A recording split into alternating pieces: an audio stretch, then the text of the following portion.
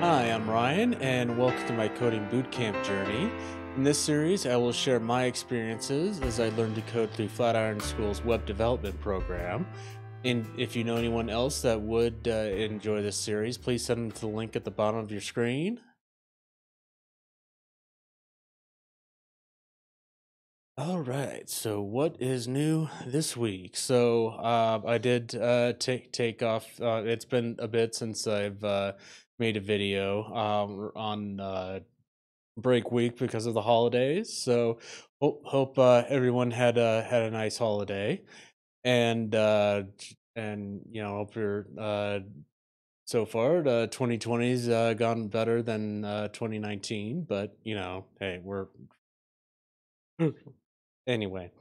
Uh, so I'm finishing up the module on on React, and I've started getting into Redux, which I'll get into later. But as far as React, we covered presentational versus container components. So I guess simple way to put this is like the presentational is kind of the renderer, and the container is kind of like what's holding the logic. So let's say let, let's say you have two you know a few components, and one is like responsible for grabbing the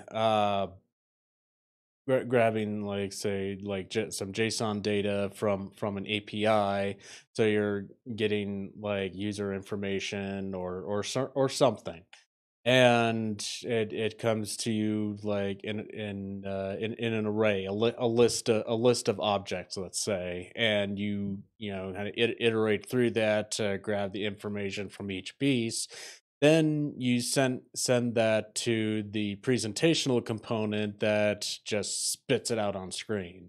So all of like the all of like the data processing and all that happens in the container component, and then the sends all of the data, the data that it processed to the presentational component, which its only task is printed out on screen. So that's really kind of like the big major difference there. And then I learned about I kind of knew about it, sort of, was imperative versus declarative.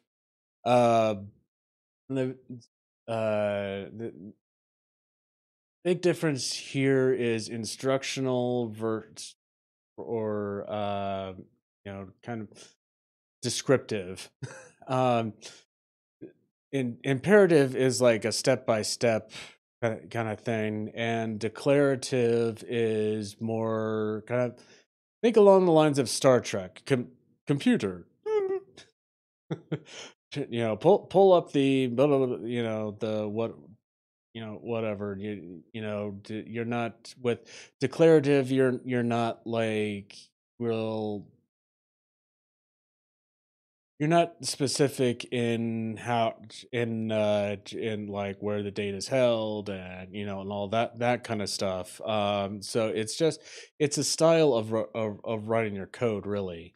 To and I'm sure that most of most of the code I've written throughout this entire program has been more imperative than declarative. But declarative is more that's kind of where I'm trying to head towards, because that's more um well more flexible and modular. Like if you have to make changes to an application, it's a little bit easier. You're not like hard coding uh stuff in. So yeah, that was one thing. And then we got into Redux, which is a library that has to do with with holding state and passing props, which I talked about in my last video. So in like small applications, like little toy apps or something, you probably don't you'll just be fine with Redux without Redux. But once you start scaling up and needing multiple components, and different parent child relationships, and you're having to keep track of like each component kind of has its own state. And Redux, it creates like a central store of state, and you decide which like so it's like a central inventory, as opposed to having to keep track of the state and all these disparate components. So that's kind of the big thing with Redux. So yeah, covered a lot of ground just in the past week after taking a much needed break. So yeah. And as far as struggles, it was actually the lab we had on container components, and it just took me a bit to try and fig. I was getting some weird behaviors when because previously on like presentational stuff, like the views with on in Ruby on Rails and stuff like that, I was able to just do the iteration and have it print on screen just within the view or the presentational or what have you. And it wasn't quite work. So it was a bit of a mind bender for me to try and make that switch. So yeah, that was the big struggle there. And what one struggle I have, which I'm sure it's gonna last a while until it but is the Redux magic, kind of like what it does in the background.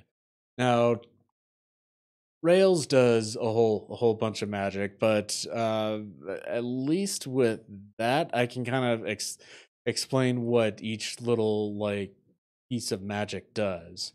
um Magic, I mean, it's just another layer of abstraction that you like import like certain things onto different files, and it accesses this Redux library that has a whole bunch of functions built into it, and and so you're in order to get like the same behavior, you're not having to write all that stuff yourself. So uh but the as I said, with at least with Rails, I can kind of explain exactly what each little piece does.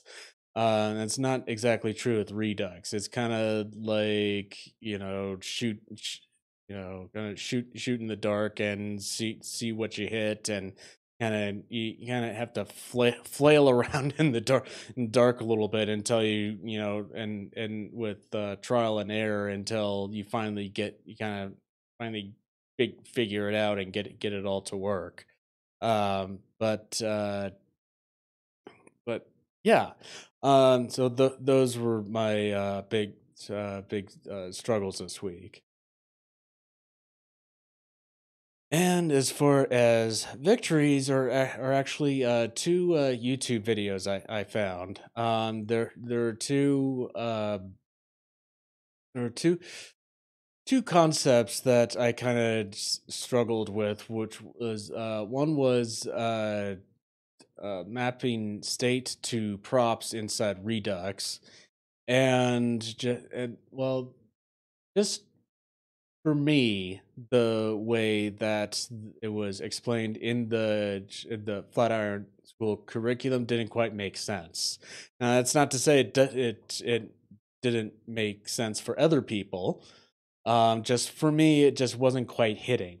So I found a video by someone by channel called Net Ninja. It's like almost just shy of 7 minutes long, and really explained for me the way he explained how to map state to props inside of a component really made sense.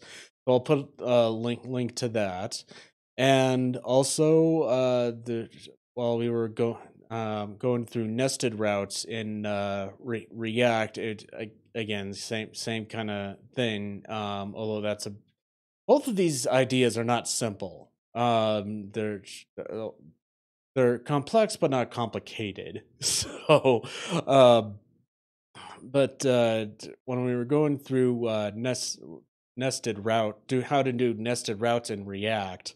Again, that wasn't quite landing, and I have to thank my cohort lead DJ on this because he posted it in the Slack and really helped me. But it's Tyler McGinnis did a nice demonstration on setting up nested routes. So I'll put a link to that in the show notes as well. So yeah, those are my victories this week.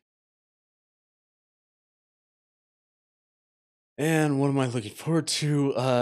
Getting all this wrapped up and starting on my final project.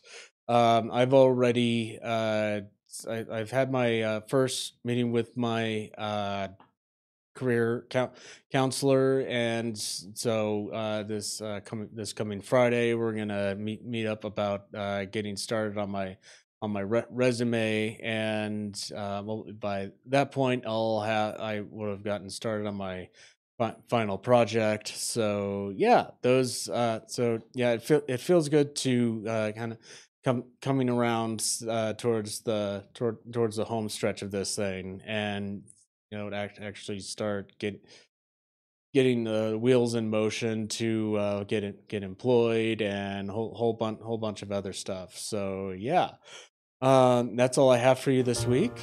So I do thank you for watching. If you want to stay up to date, please like and subscribe, and feel free to check out the rest of this series. And if you have any comments or questions, please post them below, and I'll see you in the next chapter.